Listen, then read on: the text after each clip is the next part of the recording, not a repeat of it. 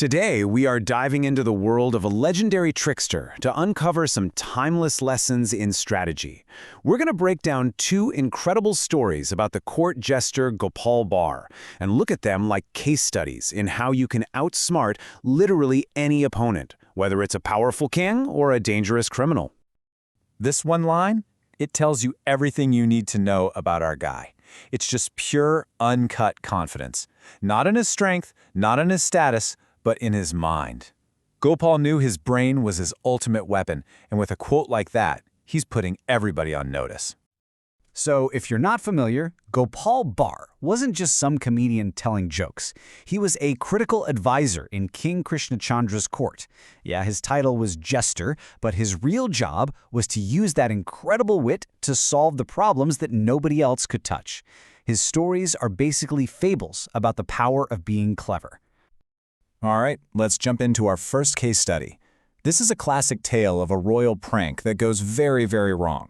We're going to see how Gopal gets backed into a corner by the king himself and then turns what should be a total public humiliation into an epic win.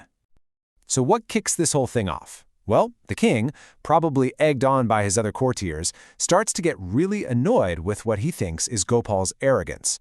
So he decides, you know what, it's time to teach this jester a lesson. And he cooks up a plan to humiliate him in front of everyone. And the prank is pretty systematic and honestly, kind of cruel. Every single day, the king gives Gopal a pot of his favorite sweets. The catch? He's only allowed to eat them at night. But like clockwork, a courtier sneaks in and steals them, leaving Gopal with nothing but an empty pot. The whole point is to make him look like a fool day after day. But here's the thing about Gopal. He is nobody's fool. After a couple days of this, he knows this isn't just some random thief. The pattern is just too perfect. He figures out the king and his ministers are behind the whole thing, and right there in that moment, the game changes. He stops being the victim and starts planning his comeback. You see, the king thinks they're just playing a little game with sweets. Oh, he has no idea.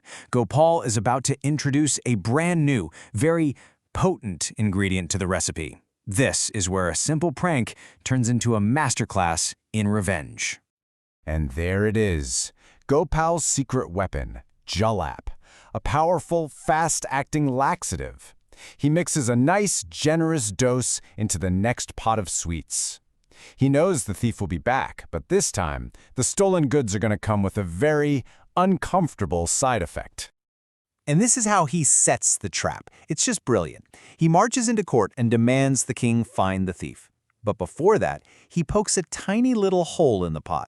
So when the minister steals the sweets that night, he leaves a sticky trail of syrup all the way from Gopal's house to the palace, leading directly to the stolen pots hidden under the king's own bed. With the proof right there for everyone to see, Gopal calmly announces that, oh, by the way, those sweets were laced with a laxity. The effect is immediate. The king, who's obviously been sampling the stolen goods, suddenly feels a very urgent need to leave the room. As he's rushing away, Gopal cashes in. He doesn't just get the 50 gold coins he asked for, he gets a full 100, plus a month-long holiday. Now that is sweet revenge. All right, for our second case study, the stakes get way, way higher. We're moving on from stolen sweets to a real threat. A couple of dangerous, armed robbers who are terrorizing the entire kingdom. And the timing is just awful.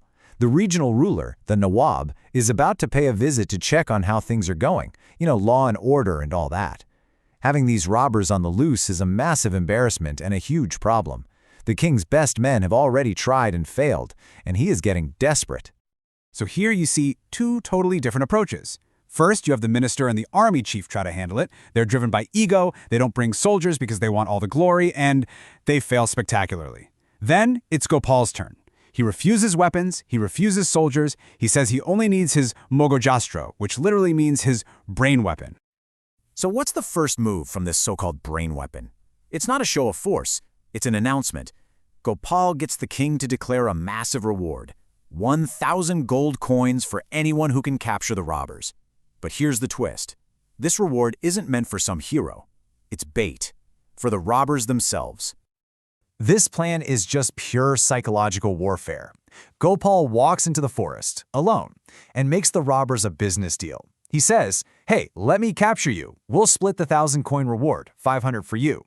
And to seal the deal, he lies. telling them the jail sentence is just a month in a comfy cell with great food. Their greed completely overrides their common sense. And so, these two dangerous robbers, completely disarmed by their own greed, literally walk right into the king's court, thinking they're about to make a quick buck. The second they're inside, the trap springs. They're arrested, and the truth comes out. Their sentence isn't 1 month, it's life in prison. Gopal caught them without a single sword being drawn. So when you look at these two completely different problems, a personal prank and a public threat, you start to see this clear pattern emerge in how Gopal operates, and exactly why he was so good at what he did. Take a look at this pattern. Against the king's elaborate prank, Gopal used logic and a laxative to create undeniable proof. Against the robbers' brute force, he didn't try to fight back with more force. No, he turned their own greed into the very weapon that defeated them.